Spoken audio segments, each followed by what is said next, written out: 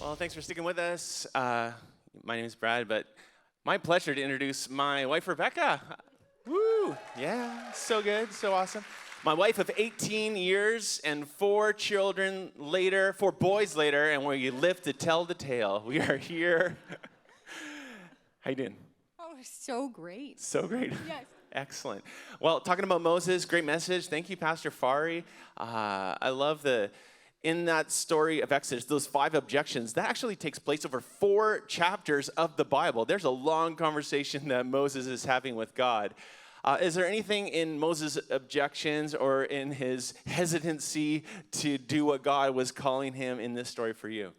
Yes, absolutely. I feel like the perfect person for this week because you came home and said they'd like you to do overtime. And I said, no, thank you.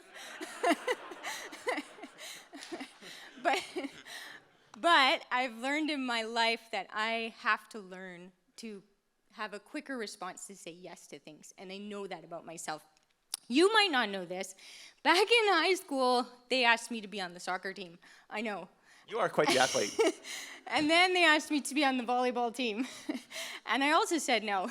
And I wonder still what would have happened if I'd said yes.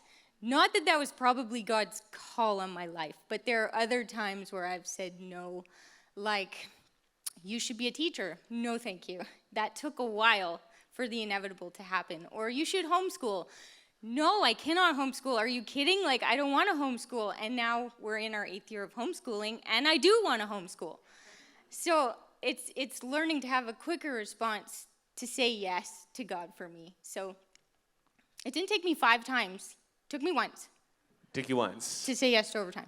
Yes, absolutely. I mean, it was funny. We're talking about, like, oh, what's the topic? Oh, it's Moses. Well, I have to do it now. Yeah. He didn't want to do it either. When God clearly speaks, I was like, oh, okay. So God's telling me. Plus, there was that part with Moses, and they said, what's in your hand?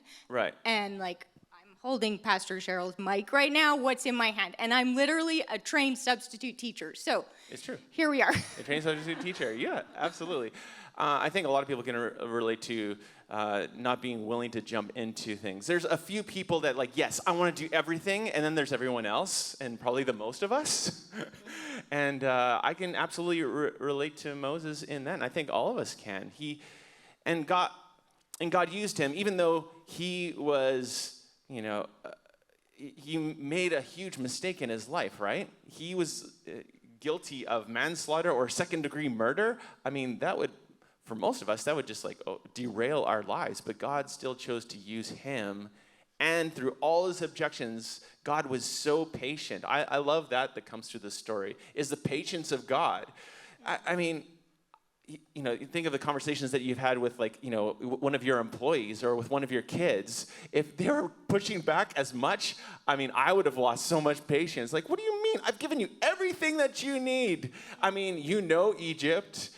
You know the language. You are a Hebrew. Like, I have everything set up for you. It's like, send someone else, Lord.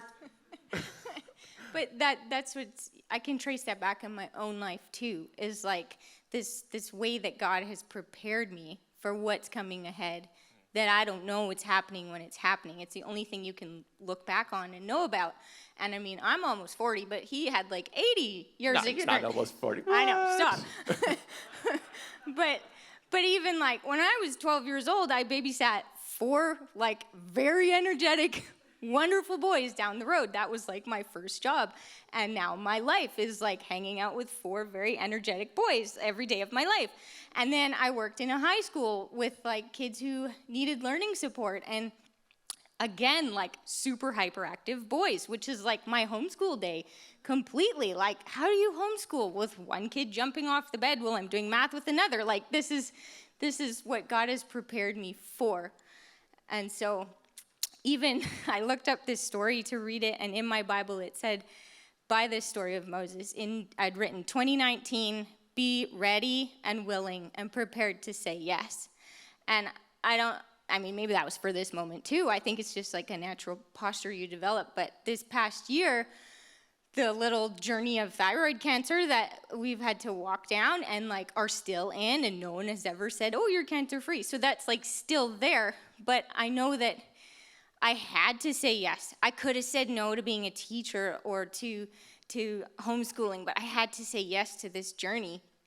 And I then had the choice, well, what's my response going to be? Is my response going to be to fully trust God to provide for me? Or is my response going to be like, well, I'm just going to go hang out with fear, and you'll find me crying in the corner? And so that's, I think that's what Moses finally came to too, because after those several chapters of him arguing with God, it says, and then Moses did as the Lord commanded. And so, like, at a certain point, sit in those feelings of fear and uncertainty, but then, like, move forward. God is with me, and it's going to be scary, but I'm going to go, and I'm going to get to look back at what God has done and what he's done through me. Man. She's got this. I can just go leave. She's got this all sorted out. It's so good. And I think, you may not have had as dramatic of an experience as we've gone through this year. However, I feel like fear is such a default response to what's going on. And there's still just so much fear and anxiety and worry that is going on. And it can paralyze us from the things that God wants us to do. And it may not be leading people out of slavery in Egypt, but maybe it's just being an encouragement to someone, caring for someone, like picking up the phone and just checking in on someone and say, hey, how are you doing? I haven't seen you in a while. Are you okay? What's going on? But fear can paralyze us from doing things that are good. And we need to be led by faith instead of fear. Fear will crush us and stop us from doing what God wants us to do. And I think even in the conversation that Moses is having with God, God is patiently just building up Moses' faith, and so he can let go of his fear and walk in the calling that God had for him and his people. Mm-hmm. Yeah.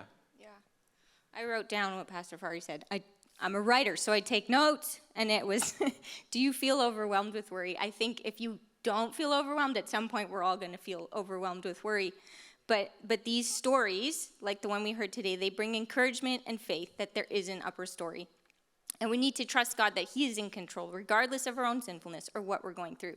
And that's been the verse that I've held on to this whole year. It's like hanging by my bed. It's confidently trust God to care for me, for my kids, for my family, no matter what this story ends up being. Yeah.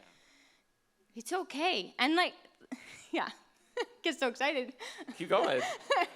Just I had mentioned to you in 20 seconds, we see Moses at the Transfiguration. Like, do you remember that story in the New Testament? And Peter's just looking at him and like, Moses is hanging out with Jesus, like heaven Moses.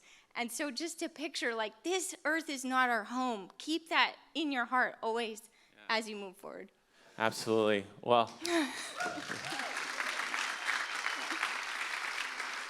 Well, that's all that we have time for. Thanks for sticking with us. Have a great weekend. Happy New Year again, and we'll see you next week.